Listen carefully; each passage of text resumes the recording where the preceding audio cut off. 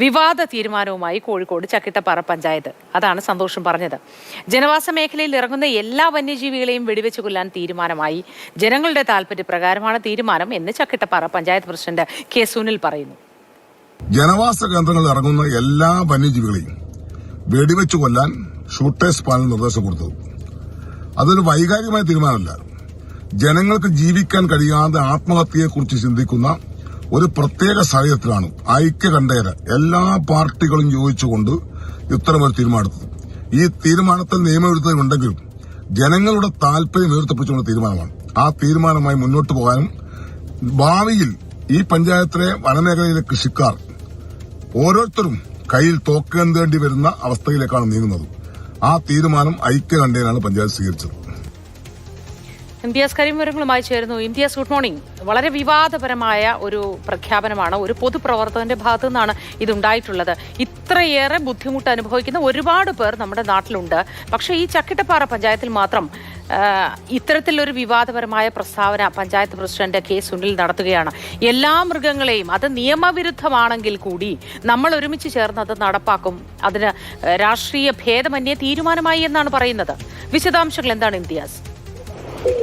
തീർച്ചയായിട്ടും very good morning. വളരെയേറെ വിവാദപരമായ ഒരു തീരുമാനം തന്നെയാണ് ചക്കിട്ടപ്പാറ പഞ്ചായത്ത് പ്രസിഡന്റ് ഇപ്പോൾ ഒരു പ്രതികരണം നടത്തിയതിലൂടെ പുറത്തു വന്നിരിക്കുന്നത്. അതായത് അദ്ദേഹം പറയുന്നത് ഈ ജനവാസ മേഖലയിൽ കാര്യമായിട്ട് വന്യമൃഗ ശല്യമുണ്ട്. അങ്ങനെ ഇതിന്റെ ഭാഗമായിട്ട് എല്ലാ പാർട്ടികളും ഒരുമിച്ചുകൊണ്ട് അവിടെ ഒരു യോഗമൊക്കെ ചേർന്നിരുന്നു.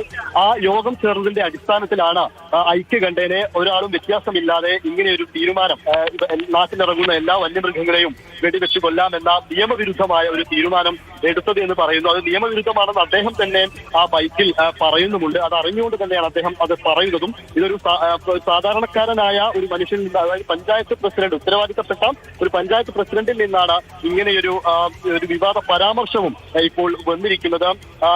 ഈ ഭാഗത്ത് ഇതിൽ മറ്റൊരു കാര്യം എന്ന് പറയുന്നത്, ഈ ചക്കിട്ടപ്പാറ പഞ്ചായത്ത് പരിധിയിൽ മലയോര മേഖലയാണ്. ഈ മേഖലയിൽ കാര്യമായിട്ട് കുരങ്ങ് ശല്യവും അതുപോലെ തന്നെ കാട്ടുപന്നിയുടെ ശല്യവും അതോടൊപ്പം നേരത്തെ പുലിയുടെ സാന്നിധ്യമൊക്കെ ഉണ്ടായ ഒരു സ്ഥലമാണിത്. ആ രീതിയിൽ ജനങ്ങൾ അവരുടെ കൃഷി വന്യമൃഗങ്ങൾ ഇറങ്ങി അവരുടെ കൃഷി നശിപ്പിക്കുന്നു. ഇത്തരത്തിൽ വലിയ പ്രശ്നങ്ങൾ അവിടെ നിലനിൽക്കുന്നുണ്ട്. പക്ഷേ ഇത് ഒരുപാട് സ്ഥലങ്ങളിലുള്ളതാണ്, ജില്ലയുടെ വിവിധ ഭാഗങ്ങളിലുള്ളതാണ്, സംസ്ഥാനത്തൊട്ടാകെ. മാത്രമല്ല വന്യജീവിയുടെ ആക്രമണം അല്ലെങ്കിൽ വന്യജീവികളുടെ ശല്യം എന്ന് പറയുമ്പോൾ അതിൽ ആന, കടുവ, പുലി, കാട്ടുപോത്ത്, കാട്ടുപന്നി തുടങ്ങി എല്ലാം ഉൾപ്പെടുമെന്നതാണ്.